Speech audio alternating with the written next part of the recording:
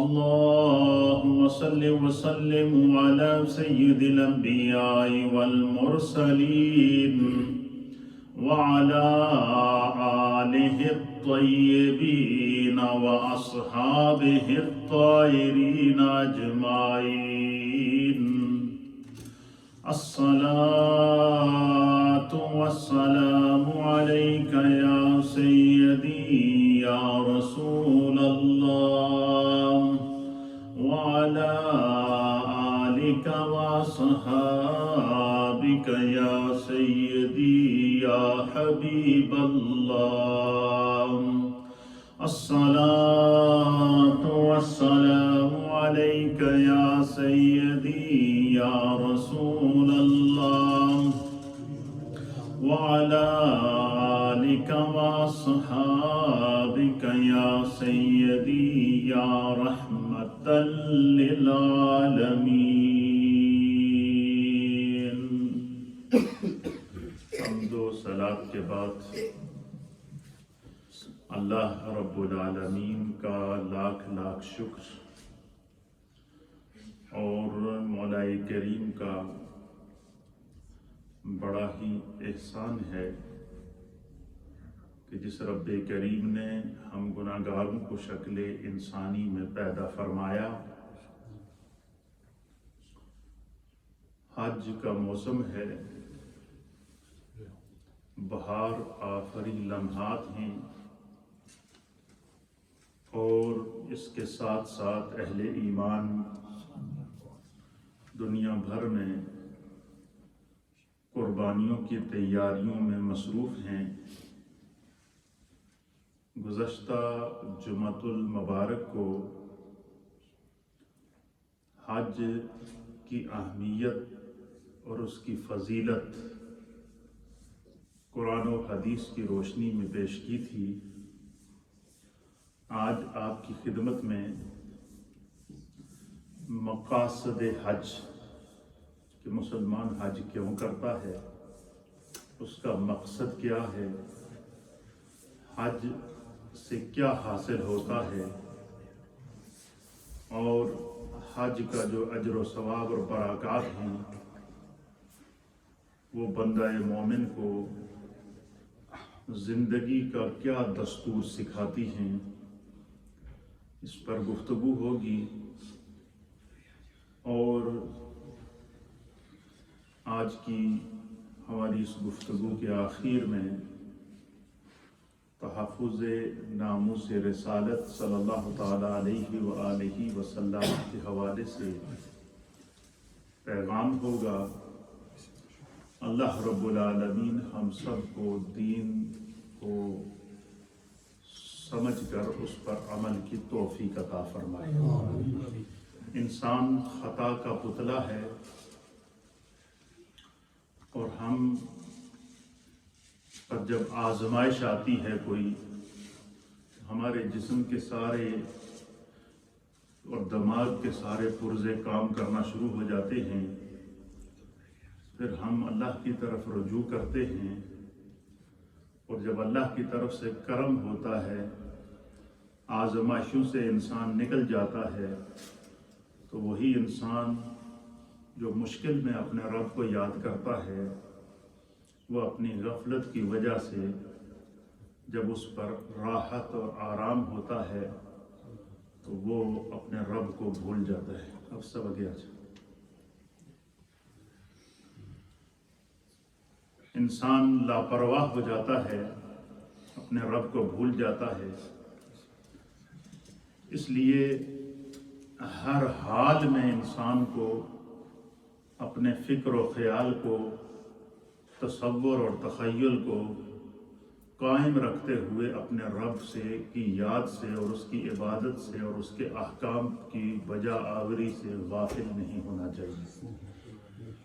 میں نے گزشتہ جمعۃ المبارک کو آپ کی خدمت میں عرض کیا تھا کہ ہم من حیث الامہ، بحیثیت امت، ہمارے درمیان بے حسی نے ڈیرے ڈال دیے ہیں، لاپرواہی نے ڈیرے ڈال دیے ہیں اور انسان جب احکام دین میں سستی کرتا ہے تو امام غزالی رحمہ اللہ الباری آپ فرماتے ہیں کہ جب بندہ نبی پاک کی محبت اور حضور علی نبینا علیہ الصلاۃ والسلام کی سنت پر عمل کرنے میں سستی کرتا ہے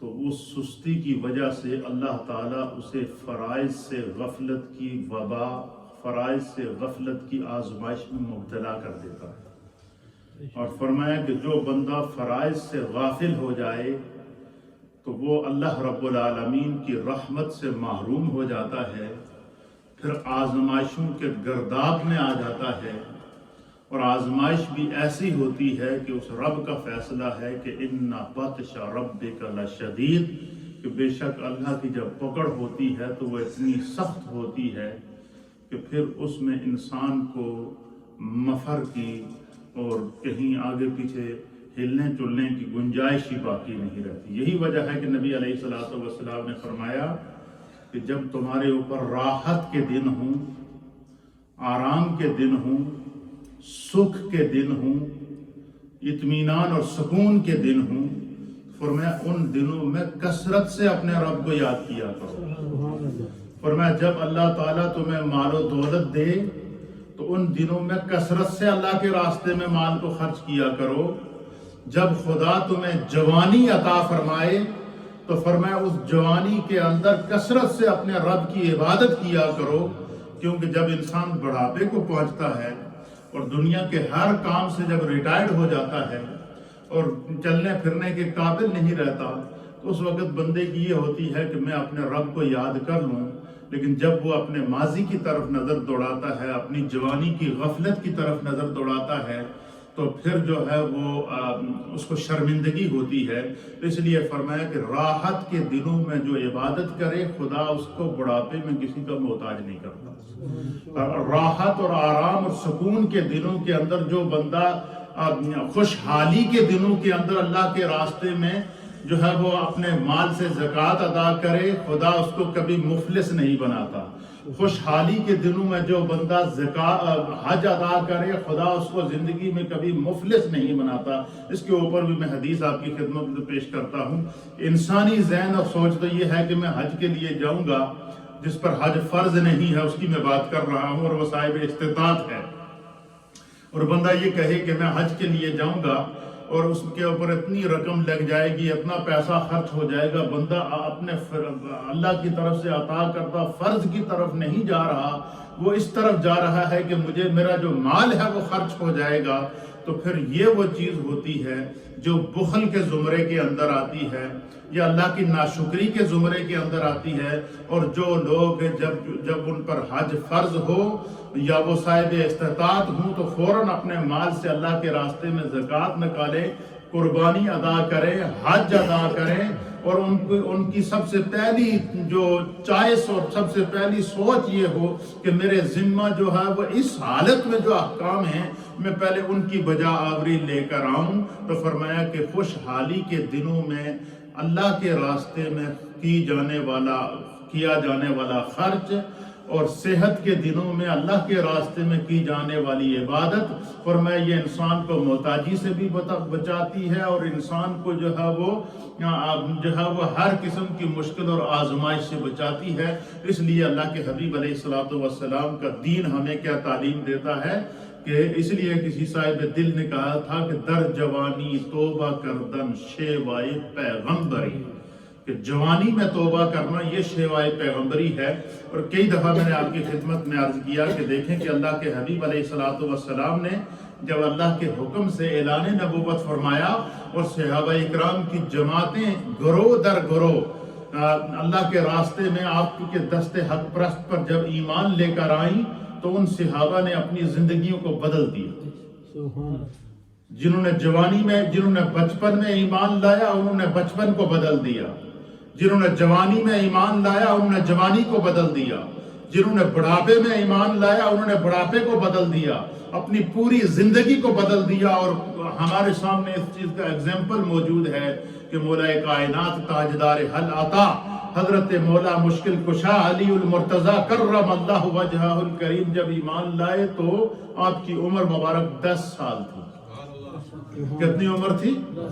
10 سال کی زندگی جب سے لے کر تا دم وصال میرے مصطفیٰ کے سکھائے ہوئے راستے کو نہ چھوڑا، حتیٰ کہ آپ کی جب ایک ایسا وقت آیا کہ اطاعت مصطفیٰ کے اندر عصر کی نماز قضا ہو گئی، سورج غروب ہو گیا، لیکن اطاعت مصطفیٰ کے اندر اور میرے مصطفیٰ کریم کی تعظیم اور توقیر کے اندر مولا کائنات نے کمی نہ آنے دی۔ تو جب میرے مصطفیٰ کریم کی آنکھ کھلی تو حضرت مولا کائنات کی آنکھوں میں آنسو تھے۔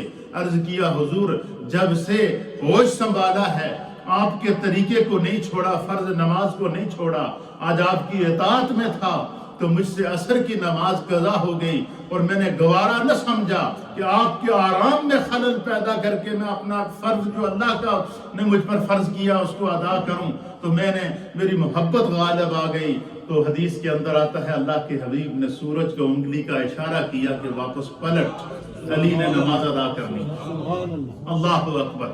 یہ ہے اطاعت رسول، یہ ہے حرمت رسول، یہ ہے تحفظ ناموس رسالت جو نبی پاک کے صحابہ نے کی۔ اسی طریقے سے امیر المؤمنین خلیفۃ المسلمین افضل البشر بعد الانبیاء بالتحقیق جناب سیدنا ابو بکر صدیق رضی اللہ تعالی عنہ جب آپ ایمان لے کر آئے تو آپ کی عمر مبارک جو ہے وہ اس وقت 38 ایئر تھی، 38 سال تھی، جوانی کا پیک تھا، جوانی کو بدل دیا۔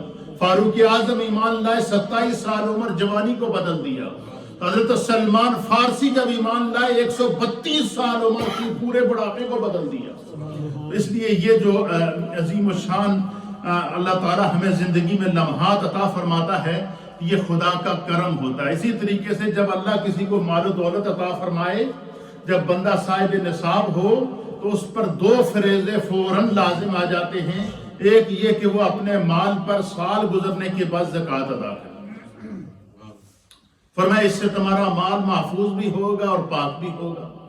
اور دوسرا یہ کہ جب وہ صاحب استطاعت ہو گیا تو اللہ فرماتا ہے کہ وَلِلَّهِ عَلَى النَّاسِ حِجُّ الْبَيْتِ مَنِ اسْتَطَاعَ إِلَيْهِ سَبِيلًا، کہ اللہ کے گھر کا حج کرنا ان لوگوں کے ذمہ لازم اور فرض ہے جو اس کے راستے میں استطاعت رکھتے ہیں۔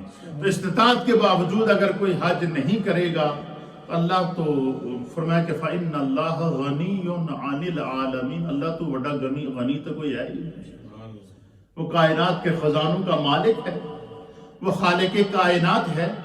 اس لیے من حیث الامہ ہم بے حسی کا شکار ہیں، ہم اعمال میں سستی کرتے ہیں، فرائض میں سستی کرتے ہیں، افعال میں سستی کرتے ہیں، اور سیرت رسول کی اور سنت رسول کے پر عمل میں سستی کرتے ہیں، تو پھر امت بلاؤں میں گرفتار ہوتی ہے، امت پریشانی کے اندر آتی ہے، پھر امت کے اوپر ابتلا اور آزمائش کے وقت آتے ہیں۔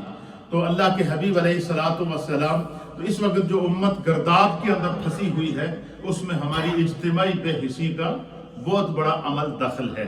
تو میں نے گزشتہ جمعۃ المبارک کو بھی اس طرح اشارہ دیا تھا کہ آپ دیکھیں کہ دن با دن، لمحہ با لمحہ جو حج ہے یہ کیا ہو رہا ہے، یہ مشکل ہو رہا ہے، یہ مشکل ہو رہا ہے، مشکل ہو رہا ہے، مشکل ہو رہا ہے۔ اب وہ لوگ ذرا خود غور کریں کہ جن کے اوپر تقریباً 5 سال سے حج فرض ہے اور وہ کرنے کے لیے نہیں گئے، یا 10 سال سے ان پر حج فرض ہے اور وہ یہ سوچتے ہیں کہ یہ بعد میں چلے جائیں گے، نہیں گئے۔ اب وہ فریضہ جو ان کے ذمہ تھا زندگی کا تو کوئی ایک پل کا پتہ نہیں ہے کہ کب گزر جائے۔ تو علماء اور محدثین نے جو صاحب بصیرت لوگ ہیں اور جو صوفیاء ہیں، اور انہوں نے اس کے اوپر باقاعدہ اشارہ دیا ہے کہ آج جو دن بہ دن حج کے احکام مشکل ہو رہے ہیں، یہ امت کو ان کے اعمال پر گرفت ہے اللہ کی طرف سے۔ کچھ تو وہ لوگ جنہوں نے حج کو کاروبار بنایا، لوگوں کو لوٹا اور طرح طرح کے جو ہے وہ حج کے نام پر فراڈ کیے، کچھ تو وہ اس کے ذمہ دار ہیں، کچھ وہ ہیں کہ جن کے پاس مال و دولت تھا تو ان کو یہ غم تھا کہ ہم حج کے لیے چلے گئے تو پیسہ خرچ ہو جائے گا۔ تو اللہ کے حبیب علیہ السلام نے اس طرف اشارہ دیا ہے حضور علیہ الصلوۃ والسلام نے فرمایا کہ جو لوگ استطاعت کے ساتھ حج کرتے ہیں یا استطاعت ہونے کے ساتھ زکوٰۃ ادا کرتے ہیں یا استطاعت ہونے کے ساتھ جو ہے وہ اللہ کے راستے میں صدقہ و خیرات کرتے ہیں، استطاعت ہونے کے ساتھ ساتھ قربانی ادا کرنے میں غفلت نہیں کرتے، وہ یہ نہ سمجھیں کہ وہ ان کا پیسہ خرچ ہو کر ضائع ہو گیا، بلکہ ان کا وہ خرچہ ان کا وہ اللہ کے راستے میں اپنی ذات پر مال خرچ کرنا۔ حج کے لیے بندہ مال اپنی ذات پر خرچ کرتا ہے، قربانی کے لیے بندہ مال اپنی ذات کے لیے خرچ کرتا ہے۔ قربانی کا جانور جو لے کر ہم ذبح کرتے ہیں، اس کی کھال اتار کر، اس کا گوشت بنا کر، اس کے تکے بوٹیاں اور اس کی کڑھائیاں بنا کر خود کھا جاتے ہیں یا نہیں کھاتے ہیں؟ اللہ تعالیٰ کی بارگاہ میں جب اللہ تعالیٰ کھانے پینے سے پاک ہے، وہ بھی ہم خود نفع اٹھاتے ہیں، لیکن اجر و ثواب کیا بیان کر دیا کہ یہ عمل جو بندہ مومن نے کیا ہے یہ اطاعت رسول میں کیا ہے، حکم خداوندی کی پابندی کے اوپر کیا ہے، اس لیے اس کا اجر کیا ہے؟ فرمایا قربانی کے جانور کا قطرہ خون زمین پر گرنے سے پہلے اللہ کی بارگاہ میں قبول۔ سبحان اللہ۔ قربانی کے جانور کے بال کے بدلے میں خدا تمہیں نیکیاں عطا فرمائے گا، اور ساتھ میں یہی نہیں فرمایا کہ جو قربانی نہیں دے سکتا وہ قربانی کا گوشت کھائے گا، اس کو بھی اسی طرح کا اجر عطا کر دیا جائے گا۔ کیوں؟ وہ یہ سارا عمل کس لیے کیا گیا؟ خدا کی اطاعت کے اندر رہ کر کیا گیا۔ اس لیے جو امت کے عمر مشکلات آتی ہیں وہ اس وجہ سے آتی ہیں کہ ہم لوگ جو ہے وہ استطاعت ہونے کے باوجود فرائض میں غفلت کرتے ہیں۔ خدا ہمیں اس بیماری سے، اس مصیبت سے، اس آزمائش سے محفوظ رکھے۔ اس لیے ابھی بھی زندگی ہمارے پاس، دیکھیں اس کرونا وائرس کی وجہ سے 2 سال سے تو حج امت جا ہی نہیں سکی۔ اس سال کے لیے جو پابندیاں لگی ہیں وہ 60 سال سے اوپر بندہ نہیں جا سکتا، اور جو جا رہے ہیں جن کو اجازت مل رہی ہے ان کو بھی آن لائن پہلے بکنگ کرانی ہوگی، اور اس کے لیے بھی بہت سارے پروسیس اور انتہائی مشکل کر دیا گیا ہے۔ اب وہ لوگ جو 5 سال سے 10 سال سے استطاعت ہونے کے باوجود، حج فرض ہونے کے باوجود سستی کرتے رہے، یہ امت کے اوپر بہت بڑی آزمائش ہے۔ خدا ہمیں ان چیزوں کو سمجھنے کی توفیق عطا فرمائے۔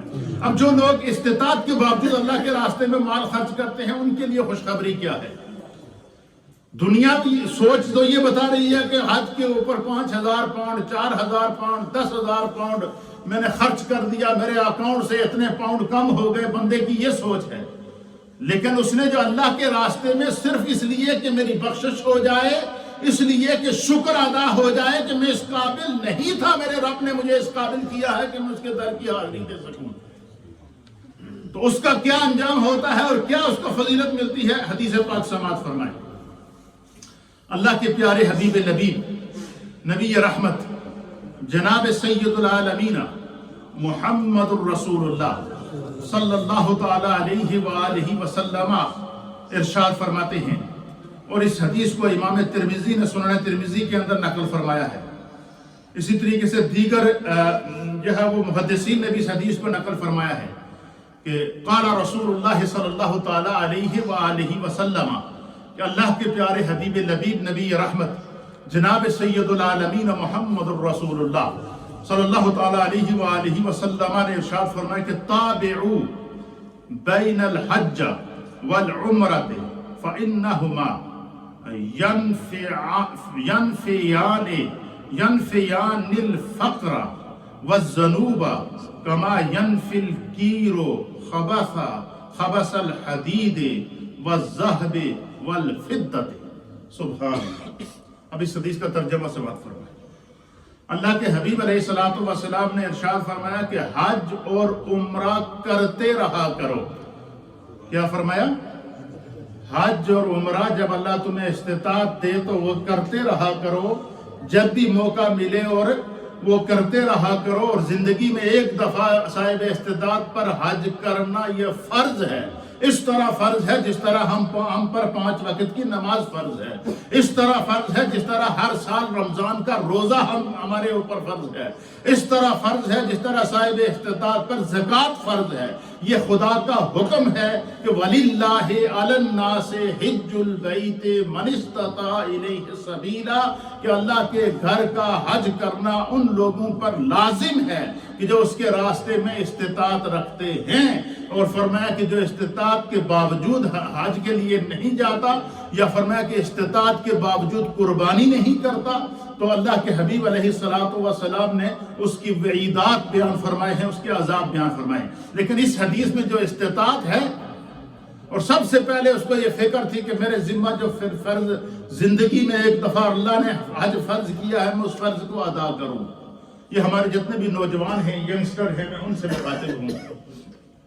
ہم اس ملک کے اندر رہتے ہیں، اس ملک میں خدا نے ہمیں ہر طرح کی سہولت دی ہے، سب محنت کرتے ہیں، کوئی بھی بندہ ایسا نہیں ہے جو یہ کہے جی کہ میں غربت اور افلاس کے اندر زندگی گزار رہا ہوں، الا یہ کہ کسی کو کوئی عذر شرعی موجود ہو۔ تو جب یہ اپنی زندگی کا حساب کر لیں کہ جب بھی آپ اپنی جاب شروع کر دیں، جب آپ کے اکاؤنٹ میں پیسہ آنا شروع ہو جائے، تو سب سے پہلے آپ یہ حساب کریں کہ مجھ پر حج فرض ہو گیا یا کہ نہیں۔ یہ زندگی کا، یہ نوجوانوں کے لیے درس ہے، اور ان لوگوں کے لیے بھی اس کے اندر عبرت ہے جنہوں نے اپنی زندگی کے 20 30 50 سال اس زمانے کی گرد و پیش کے اندر اور اس زمانے کی مصروفیات کے اندر گزار دیے، لیکن اپنی آخرت کی فکر نہیں کی۔ یہ ان نوجوان، اسپیشلی فور ینگسٹر، کہ ہر آدمی اب سب سے پہلے یہ حساب کرے کہ اگر وہ صاحب نصاب ہو گیا ہے تو وہ سب سے پہلے یہ کرے کہ میں نے جس طرح بھی ہو میں اپنی زندگی کا فرض ادا کر لوں، حج میرے اوپر فرض ہو گیا، میں اپنے مال سے زکوٰۃ نکالوں، زکوٰۃ میرے اوپر فرض ہو گئی ہے۔ یہ وہ احکام ہیں جن کا حکم خدا نے دیا ہے، اور اس کا بہت بڑا فائدہ ہے۔ فائدہ کیا ہے؟ اللہ کے حبیب علیہ السلام نے فرمایا کہ تابعوا بین الحج والعمرۃ فإنہما، فرمایا کہ حج اور عمرہ کرتے رہا کرو۔ کیوں؟ کہ فرمایا کہ یہ حج اور عمرہ جو لوگ کرتے ہیں، اس کا ان کو کیا اللہ کی بارگاہ سے فائدہ ملتا ہے؟ فرمایا کہ یہ محتاجی اور گناہوں سے انسان کو دور کرتے ہیں۔ اب آپ دیکھیں انسان کی سوچ کیا ہے کہ میں حج کے لیے پیسہ خرچ کروں گا تو میرے اکاؤنٹ میں کمی آ جائے گی۔ اللہ کے رسول نے فرمایا کہ جس بندے نے اپنی زندگی میں فرض حج ادا کرنے کے لیے جب اسے استطاعت ملی اور اس نے فوراً حج کا انتظام کر لیا اپنی زندگی کا، تو اللہ کے حبیب علیہ السلام فرماتے ہیں کہ وہ شخص سمجھ لے کہ اس نے جو 5000 پاؤنڈ یا 6000 پاؤنڈ یا 7000 پاؤنڈ یا 10,000 پاؤنڈ تک کے لیے اپنے حج کے اوپر اپنے اوپر خرچ کر لیا۔ فرمایا اس نے ساری زندگی کے لیے، نبی پاک نے فرمایا خدا اس سے محتاجی دور کر دے گا۔ اللہ کیا کر دے گا؟ انسانی سوچ یہ ہے کہ حج کرنے سے پیسے میں کمی آتی ہے، لیکن اللہ کا فرماتا ہے اور اللہ کے حبیب فرماتے ہیں کہ اللہ کے حبیب نے راستہ بتایا ہے کہ جو شخص استطاعت کے باوجود حج کرتا ہے، فرمایا خدا اس کو محتاجی سے دور کر دیتا ہے۔ اللہ اس کو اپنے خزانہ غیب سے وہ رقم جو اس نے حج کے لیے خرچ کی ہے، اس طرح اس کا دوبارہ اس کو انتظام کر کے دے گا کہ وہ یا تو 10 گنا زیادہ ہوگی یا 70 گنا زیادہ ہوگی۔ کیوں؟ کہ اس نے اپنے گناہوں کی مغفرت کے لیے اپنی زندگی کو اپنے رب کی اطاعت کے لیے پیش کیا۔ اسی لیے فرمایا کہ اللہ کے حبیب علیہ السلام فرماتے ہیں کہ حج اور عمرہ کرتے رہا کرو، یہ محتاجی اور گناہوں کو ایسے دور کرتے ہیں۔ کیسے دور کرتے ہیں؟ فرمایا کہ کما ينفي الكير خبث الحديد والذهب والفضة، کہ جس طرح بھٹی کے اندر، جلتی ہوئی بھٹی کے اندر سونے اور چاندی کو ڈال کر جب زیورات بنائے جاتے ہیں، اور وہ آگ جو ہے وہ بھٹی جس طرح سونے اور چاندی کے میل کچیل کو دور کر کے ان کو زیورات کی شکل میں مزین کر کے انسان کے گلے کا ہار بناتی ہے، فرمایا اس طریقے سے جو بندہ اللہ کے راستے میں مال خرچ کر کے زندگی کا فریضہ حج ادا کرتا ہے، خدا بند قدوس اس کو گناہوں سے بھی پاک کر دیتا ہے، اس کی غربت، افلاس، محتاجی کو بھی دور کر دیتا ہے، اور وہ رقم جو اس نے حج کے لیے خرچ کی ہے اپنے اوپر، فرمایا کہ اللہ رب العالمین خزانہ غیب سے اس کو کئی گنا بڑھا کر اسے واپس عطا فرماتا، اور اس کے وہم و گمان میں بھی نہیں ہوتا کہ یہ رقم کہاں سے مجھے ملی ہے۔ اس لیے جو ہے وہ اللہ کے حبیب علیہ السلام نے پھر یہ بھی فرمایا کہ جو بندہ حج کرنے کے لیے جاتا ہے، وہ اللہ کی بارگاہ میں کیا مقام حاصل کرتا ہے. اللہ اکبر. ہم سب گناہگار ہیں، لیکن اللہ کے حبیب نے بعض ایسے سائن ہمیں دیے ہیں کہ ان سائن کو اگر ہم فالو کریں تو ہماری بخشش بھی ہو جائے گی. نہ صرف بخشش ہوگی بلکہ خود جس کے لیے ہم ہاتھ اٹھائیں گے خدا اس کی بھی بخشش کر دے گا. اللہ اکبر. اب سنیے حدیث پر، دوسری حدیث سماعت فرمائیے.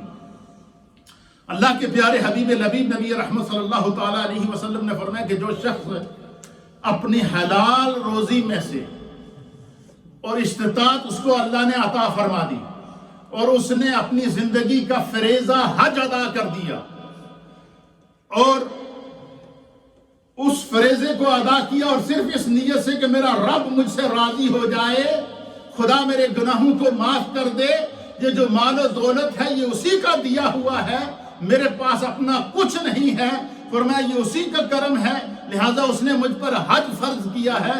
جس طرح مجھے 5 وقت کی نماز کی فکر ہے، اس طرح میں چاہتا ہوں کہ میری زندگی میں یہ فریضہ مجھ سے ادا ہو جائے. تو پھر کیا اللہ کے نزدیک اس کو کیا مقام ملتا ہے؟ اللہ کے حبیب فرماتے ہیں کہ الحاج یشفع فی اربع مئات اہل بیت.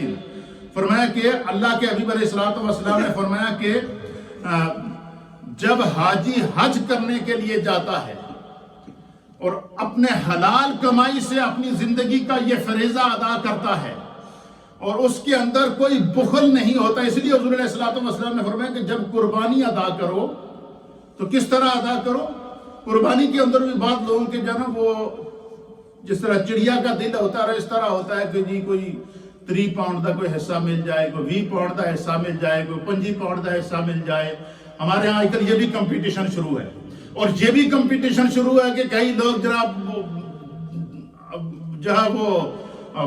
اس طرح کا جناب جانور لیتے ہیں، جی یہ میں نے 20 لاکھ کا لیا ہے، 25 لاکھ کا لیا ہے، پھر اس کی کیٹ واکنگ کراتے ہیں محلے کے اندر. تو اس کے اندر بھی جو ہے وہ اب عبادت، ریاضت اور معاملات کے اندر ہر وہ چیز جس کے اندر میانہ روی کا ہونا ضروری ہے، تاکہ تکبر کا شعبہ اس کے اندر اور شائبہ تک تکبر کا اس کے اندر نہ آئے. اللہ کے حبیب نے فرمایا کہ جس شخص کو خدا استطاعت دے خوش دلی کے ساتھ اپنی حلال کمائی سے، اس نے پہلے اپنی جوانی کے اندر ہی کہہ دیا کہ میں جا کے فوراً مجھے رب نے مجھ پر حج فرض کر دیا، میں حج ادا کروں، فرمایا اس کی تو بخشش ہوگی ہی ہوگی. فرمایا کہ حاجی جو ہے وہ اپنے خاندان کے 400 وہ افراد جن کو گناہوں کی وجہ سے جن کے اوپر جہنم واجب ہو چکی ہوگی، اللہ اسے اختیار دے گا کہ ان کو اپنے ہاتھ سے پکڑ کر اپنے ساتھ جنت میں لے جائے. اب یہ کرائٹیریا کسی پیر کے لیے نہیں، کسی ولی کے لیے نہیں، کسی عالم کے لیے نہیں، نبی پاک کے ہر صاحب ایمان امتی کے لیے مقرر کر دیا گیا. یہ کسی کے لیے خاص نہیں ہے، صرف اس کے لیے کیا اخلاص کا ہونا ضروری ہے، عمل کے اندر اخلاص کا ہونا ضروری ہے. تو فرمایا کہ حاجی کیا کرتا ہے، وہ شفاعت کرتا ہے اپنے خاندان کے 400 افراد کی. اور کون سے 400؟ من اہل بیت ہی وَيَخْرُجُ مِن ذُنُوبِهِ كَيَوْمٍ وَلَدَتْهُ أُمُّهُ. فرمایا کہ جس طریقے سے اللہ رب العالمین جب وہ حاجی حج کے لیے گیا تھا تو وہ سر سے لے کر پاؤں تک گناہوں سے اٹا ہوا تھا، لیکن اس کے عمل کے اندر اخلاص موجود تھا.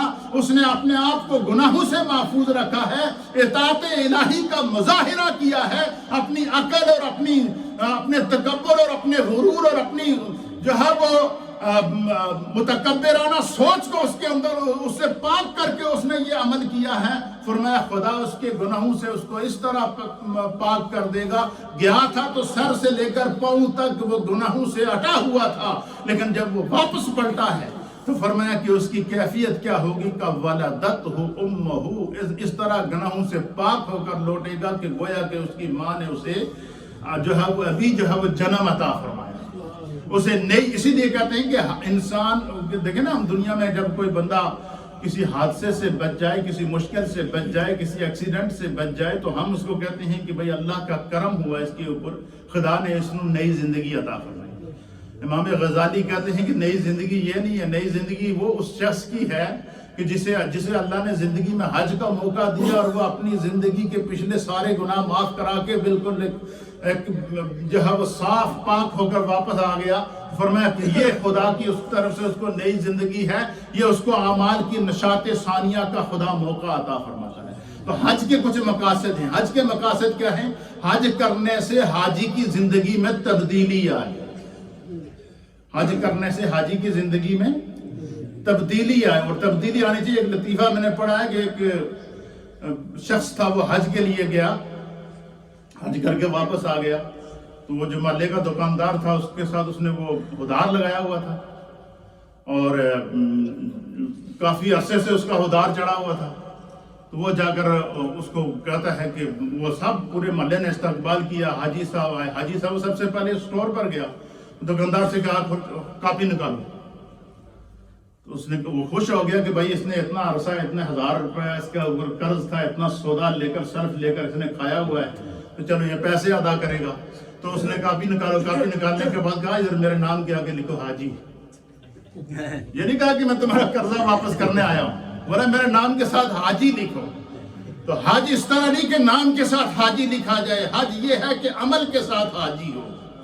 حج یہ ہے کہ افعال کے ساتھ حج ہو. حاجی یہ ہے کہ حاجی کے سجدوں سے نظر آئے کہ اس نے حج کیا ہے. حاجی یہ ہے کہ اس کے کردار سے نظر آئے کہ اس نے حج کیا ہے. اور حاجی یہی کرائٹیریا صرف حاجی کے لیے نہیں ہے, یہ نمازی کے لیے بھی ہے. یہ کرائٹیریا قربانی کرنے والے کے لیے بھی ہے. اسی لیے فرمایا کہ فوائل للمصلین, اللہ فرماتا ہے خرابی ہے نمازیوں کے لیے. اب سوچنے کی بات ہے, بندہ نمازی بھی ہے اور خرابی بھی ہے. کس نمازی کے لیے خرابی ہے؟ فرمایا اس نمازی کے لیے خرابی ہے جس نے نماز میں دکھاوا کیا, جس نے نماز میں تکبر کیا. اسی طریقے سے فرمایا کہ جب بندہ حج کرے اور روزہ رکھے, تو اب قرآن نے مقصد بتا دیا. مقصد کیا ہے؟ فرمایا یا ایھا الذین آمنوا کتب علیکم الصیام, اے ایمان والو تم پر روزے فرض کر دیے گئے ہیں. کما کتب علی الذین من قبلکم, جس طرح کہ تم سے پہلوں پر فرض کیے گئے ہیں. کیوں روزے کو فرض کرنے کا مقصد کیا ہے؟ اللہ کیا چاہتا ہے؟ اللہ یہ چاہتا ہے لعلکم تتقون, تاکہ تم متقی بن جاؤ, پرہیزگار بن جاؤ. اور تقوی کس چیز کا نام ہے؟ تقوی یہ ہے کہ جس طرح بندہ ظاہر نظر آئے اسی طرح اس کا باطن ہو. تقوی یہ ہے کہ وہ انسان اپنی نیکی کو, اپنی عبادت کو, اپنی ریاضت کو خدا کی رضا کے لیے کرے. تو حج ہمیں اعمال کی نشاط ثانیہ سکھاتا ہے, نمبر 1 بات. نمبر 2 بات, حج سراسر اطاعت کا نام ہے. قرآن میں اللہ نے فرمایا فَاتَّبِعُوا مِلَّةَ إِبْرَاهِيمَ حَنِيفًا, کہ ملت ابراہیمی کی اتباع کرو. اور وہ کیا ہے؟ حج کیا ہے؟ حج حضرت ابراہیم علیہ السلام کی اداؤں کو یاد کرنے کا نام ہے, ان کی اداؤں کو دہرانے کا نام ہے. وہ خانہ کعبہ سے نکلے, مینا میں گئے, مینا سے پھر عرفات میں گئے, عرفات سے وہ مزدلفہ میں گئے, مزدلفہ سے پھر مینا میں آئے. اور بظاہر انسان کی عقل یہ کہتی ہے کہ ان پہاڑوں پتھروں کے درمیان پھرنے کا کیا فائدہ ہے بھائی, کعبہ تو پیچھے چھوڑائے. ہم کعبے سے نکل کر میدان عرفات میں آ رہے ہیں, کعبے سے نکل کر ہم مینا میں آ رہے ہیں, کعبے سے نکل کر ہم عرفات میں آ رہے ہیں, کعبے سے نکل کر ہم مزدلفہ جا رہے ہیں, کعبے سے نکل کر مزدلفہ سے پھر مینا آ رہے ہیں, کعبے سے نکل کر پھر ہم جو ہے وہ رمی جمرات کر رہے ہیں. تو اس کے فرمایا کہ یہاں عقل کا دخل نہیں ہے, یہاں سراسر اطاعت کا نام ہے. کہ یہ انسان نہ سوچے کہ ان پہاڑوں میں آنے کا کیا فائدہ ہے, یہ سوچے کہ بس خدا کا حکم ہے, اس کے رسول کی ادائیں ہیں. اللہ کے نبیوں نے اس طرح ان مقامات پر چکر لگایا ہے. جب نبیوں کے قدموں پر چلنے کا یہ اجر و ثواب ہے کہ فرمایا کہ انسان کے گناہ سارے معاف ہو جاتے ہیں, تو نبی کی اطاعت پوری زندگی کرنے والے مومن کا کیا عالم ہوگا. اللہ تعالی ہمیں دین کو سمجھنے کی توفیق عطا فرمائے. کوئی بھی اللہ کی عبادت یا کوئی بھی رب کریم کا جو فریضہ ہے یہ جو ہے وہ حکمت سے خالی نہیں ہے. اس وقت امت مسلمہ کے دل زخمی ہے. آپ نے دیکھا ہوگا کہ آئے دن کوئی نہ کوئی امت مسلمہ کے اوپر آزمائش آتی ہے. اس وقت آپ نے دیکھا کہ پوری دنیا سراپا احتجاج ہے کہ انڈیا کے اندر ایک رکن پارلیمنٹ خاتون نے اللہ کے حبیب علیہ السلام کی شان میں گستاخی ٹی وی پر آ کر اعلانیہ کی, جس سے پوری دنیا مضطرب ہے, اہل ایمان مضطرب ہیں. تو پہلی بات تو یہ ہے کہ یہ اہل ایمان کا امتحان ہے. ہم اس کی پرزور انداز میں نہ صرف مذمت کرتے ہیں بلکہ برطانیہ سے ہم احتجاج کرتے ہوئے ایمان کی کیفیت میں حکومت انڈیا سے ہم یہ پروٹیسٹ کرتے ہیں کہ جن لوگوں نے یہ اعلانیہ گستاخی کی ہے ان کو ان کے انجام بد سے دوچار کیا جائے، عبرت کا نشانہ بنایا جائے. اس کی وجہ یہ ہے کہ اسلام ایک ایسا سلامتی والا مذہب ہے کہ جو تمام ادیان کے لیے جو ہے وہ، اور تمام انبیاء اکرام جتنے بھی نبی گزرے ہیں، اسلام ہر نبی کی اطاعت کو، ہر نبی کی پر ایمان لانا جو ہے یہ اسلام کا حصہ ہے اور پارٹ آف دا اسلام ہے. ہر نبی کی شان میں گستاخی اسی طریقے سے ہے جس طرح کہ ہمارے نبی کی شان میں گستاخی کو برا سمجھا جاتا ہے. یہ قابل مذمت ہے. ہم اس کی بھرپور انداز میں نہ صرف مذمت کرتے ہیں، اس کے لیے پروٹیسٹ ہو رہے ہیں. کل 1 بجے لندن کے اندر انڈین ایمبیسی کے سامنے تمام مسلمان UK کے وہاں پروٹیسٹ کر رہے ہیں. اس میں آپ حضرات جو جا سکتے ہیں وہ ضرور جائیں اور اپنا اپنا پروٹیسٹ کسی نہ کسی حوالے سے ضرور داخل کروائیں. اللہ تعالیٰ امت مسلمہ کو اس طرح کی مختلف آزمائشوں سے نکلنے کی توفیق عطا فرمائے. وآخر دعوانا ان الحمدللہ.